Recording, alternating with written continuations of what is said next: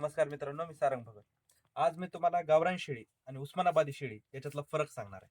हे जे आपल्या समोर आहे, ही गावरान जातीतली सर्वोत्तम दर्जाची शेळी आहे. आता मी तुम्हाला उस्मानाबादी शेळीतला आणि गावरान शेळीतला फरक एकदा समजून सांगतो.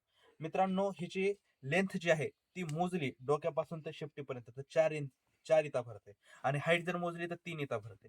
आणि हीच हाईट आणि हीच लेंथ ही उस्मानाबादीची सर्वोत्तम लेंथ आणि हाईट आहे. पुन्हा दुसरी गोष्ट म्हणजे आपण आता हिची हाईट जी बघितली तर पिंडरा इतकी लागायली आणि उस्मानाबादीची जर ओरिजिनल उस्मानाबादीची हाईट मोजली तर ती आपल्या बेंबी लागते इथपर्यंत. दुसरी गोष्ट आणखी तुम्हाला समजून सांगायची म्हणजे की आता ही बघा शेळी. आता या शेळीचा जबडा बघा तुम्ही. एकदम स्ट्रेट लेंथ ही स्ट्रेट आहे. कुठल्याही प्रकारचं ह्याच्यामध्ये बाक नाही, काही नाही. ही आहे उस्मानाबाद. आपलं ही आहे गावरान शेळी. दुसरी गोष्ट म्हणजे ह्याच्या शिंगात तुम्ही एक एक मिनिट हे बघ. हे शिंग आहे. या शिंगापासून डायरेक्ट कानं चालू झालेत. म्हणजे ही झाली गावरान शेळी. आणि उस्मानाबादी शेळीचे कान जे आहेत ह्या शिंगापासून इतक्या अंतरावर असतात म्हणजे खाली 4 बोट अंतर, 3 बोट 4 बोट अंतर जर असेल तर म्हणायचं ती उस्मानाबादी शेळी. आणि विशेष म्हणजे आणखी रोमन नोज उस्मानाबादीचं असतं. हिचं स्ट्रेट असतं. हिच्या कानामध्ये शिंगामध्ये 4 बोटाचं अंतर असतं.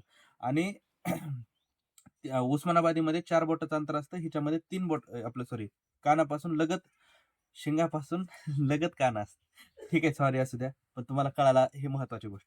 बरं ठीक आहे. आणखीन एक गोष्ट, ही अतिशय उत्तम दर्जाची गावरान शेळी आहे आणि ह्याच्यापेक्षा आपण लवकरात लवकर ओरिजिनल उस्मानाबादीचा पण व्हिडिओ टाकणार आहे. ते पण तुम्ही पाहू शकता.